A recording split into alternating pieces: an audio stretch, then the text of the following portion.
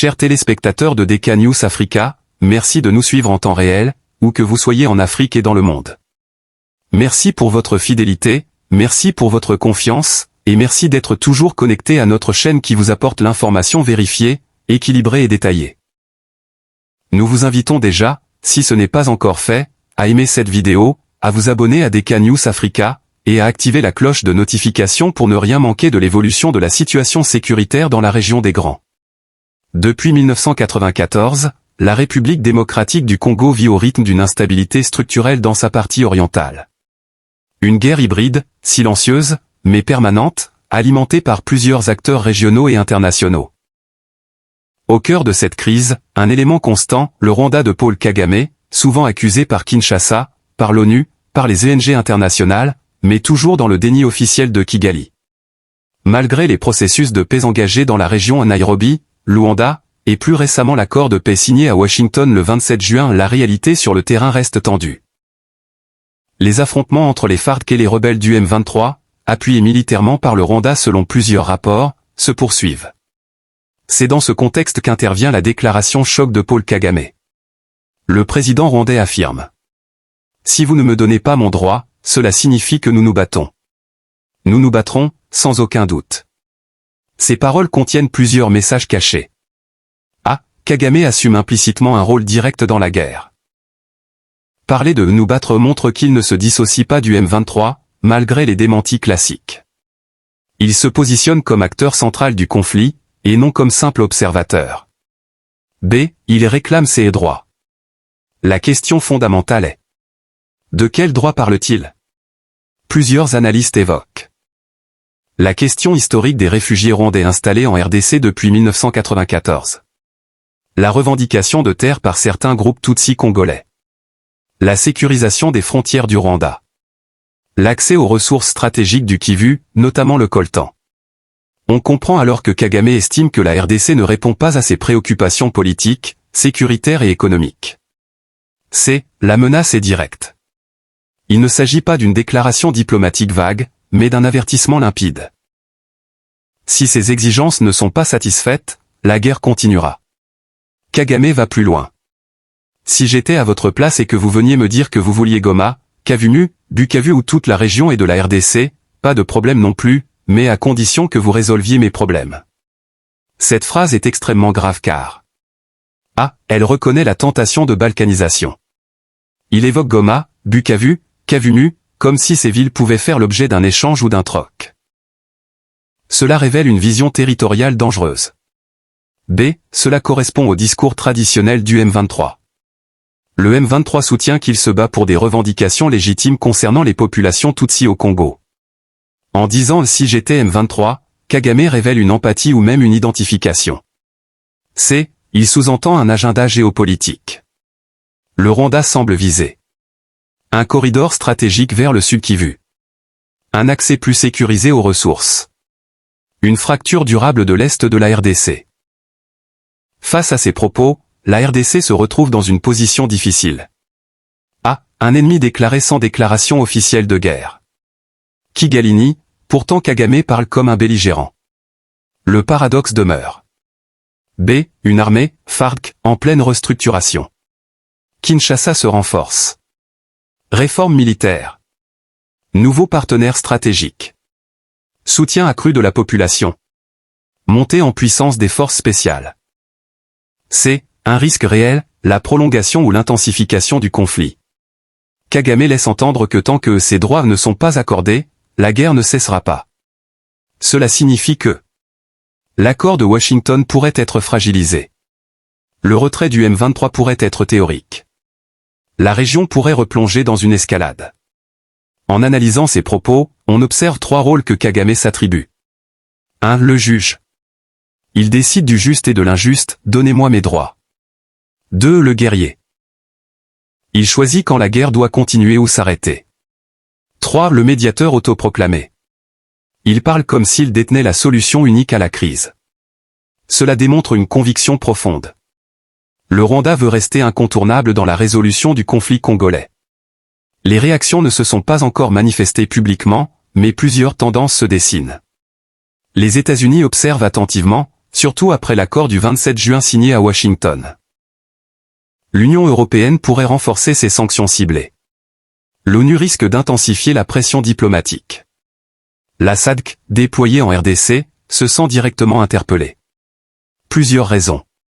A. La pression internationale augmente. Il doit justifier son rôle dans le conflit. B. Le M23 montre des signes de fatigue. Le terrain devient difficile. C. L'accord de Washington risque d'isoler Kigali. Une déclaration forte repositionne le Rwanda. D. Kagame prépare son avenir politique interne. Le Rwanda vit une période électorale sensible où montrer sa force reste stratégique. Les propos de Paul Kagame ne sont pas anodins. Ils révèlent une intention assumée de peser sur l'avenir de l'Est de la RDC. Une menace claire si ces revendications ne sont pas satisfaites. Un positionnement stratégique dans le conflit. Une volonté de reconfigurer les rapports de force régionaux. Pour la RDC, la lecture doit être lucide. Ces déclarations marquent une étape supplémentaire dans une guerre géopolitique qui demande une vigilance accrue, une diplomatie active et un renforcement militaire méthodique. Merci chers téléspectateurs de DK News Africa d'avoir suivi cette analyse approfondie. Nous vous invitons à aimer la vidéo, la partager, et surtout vous abonner à notre chaîne pour rester informé en temps réel sur l'actualité politique, sécuritaire et géopolitique dans les Grands Lacs. Présenté par Apôtre Dédé Kibala au DK News Africa. That. And people have always avoided bringing up matters to do with the root cause because in the end it exposes people like that. So there is always a way to shape things in a manner that there is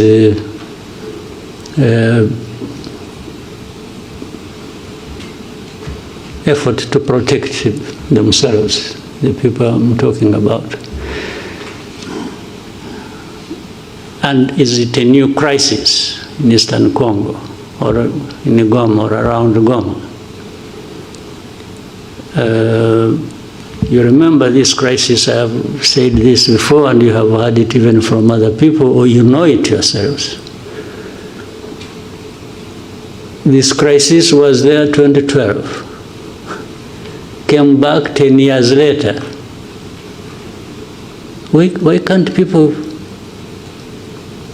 try to understand? What is it? How can you have a problem 2012 and 10 years later you have a repeat of the same problem? It means, but yet for those 10 years we had this international presence. And many years before that, supposedly to address these problems. So much money spent, so many people involved, people losing their lives in big numbers, refugees, people displaced, and but life goes on like that until we are visited by the same problem and then we start running around like this is a new thing. I mean, the amount of hypocrisy and even double standards and real insensitivity of some of these powers that we know who are associated with the cause of these problems or who accompany the crisis in a way they have chosen, and in the end they are the ones making so much noise about, they look like they are really hurt by the suffering of people.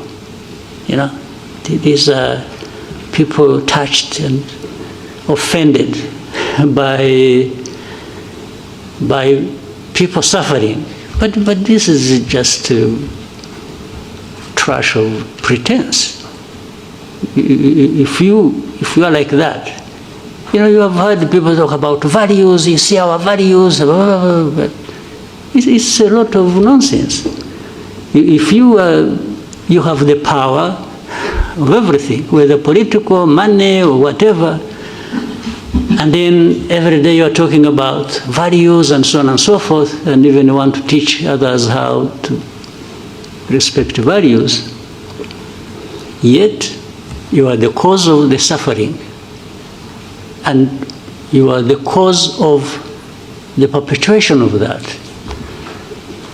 What kind of pretense is this? And you can't just, so when you see these people, coming out with a lot of anger on this and talking about, you see us, you've made a mistake, we are going to do this.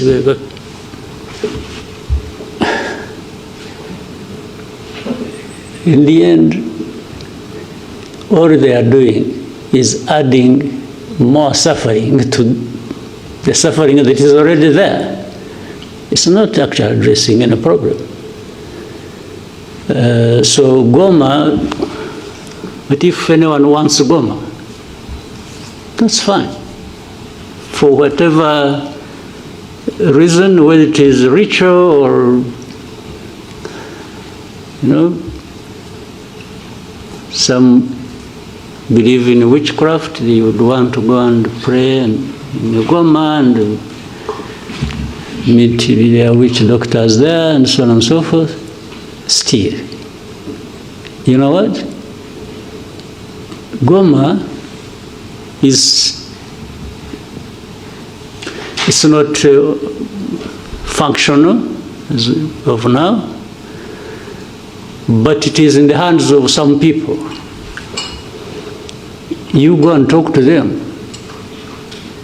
But if I were the one, now let me be myself, let me tell you a story. If I were the one, you come and I'm the one controlling Goma, and you come to say, I want to use Goma. I say, fine. But these are conditions. Goma is part of my problems that I face with the government. And now it is in my hands. I will not give it to you until you show me alongside that how you address my problems. Well, I may sound speaking for these guys, but I'm just reasoning. If I were the one, you want Goma, you want Kavumu, or Bukavu, or you want the whole of Eastern Congo back, fine, I have no problem with that. It will only come with you addressing my problems. You understand? In my long history, in my judgment, that is what I learned over so many years of fighting for my rights and for, people have, they sacrifice, they do what, but unless they have no reason they are sacrificing, that's a different issue. But if they are, everything should be put together. You want this, I'll give it to you. I have no problem. But we came to this point because of this reason. So if you don't address that reason, how do you just expect to you cause problems? And then you come and say, and this I'm saying because, again, for me, what you see is what you get. We used to tell the Congolese from the beginning, when we would be in the discussion and it's like you see leaders behaving like, it's like, you must do this, you must do that, and they are the cause of problems. So I used to tell the leaders of Congo that asking, or in order for us to have security in our country and have peace, and that we have fought for so many years in the past, it's a must. We must give each other peace. I can't ask anybody for peace as a favor they are doing to me. No. For us to have peace, I beg you, and you have to do me a favor to give me my peace. That's a different world I don't live in myself. I cannot ask anybody to do me a favor to have Rwanda secure or to have my right. Well, initially maybe I can ask you to do a favor, tactically. I can say, please, I beg you, I can even kneel down if you want. But if you don't give me my right, then it means a fight. We will fight, no question about it. So there is no way, where I'm concerned, you can do me a favor for my right. Who are you after all? Who are you to have everything, including my own right, that you can control? How? Who are you? What gives you that right or power to be able to do that? So I've given you more than you really wanted, but Goma is part of the problems we have in Eastern Congo. And yes, Goma should go back to its operations as an airport. But what is it that stopped it being so in the first place? So you must address that. You want to address humanitarian crisis. I agree. There must be a way of doing it, taking on board the fact that there is what is causing the humanitarian crisis, and that must be addressed. Right? So, anything else about Goma?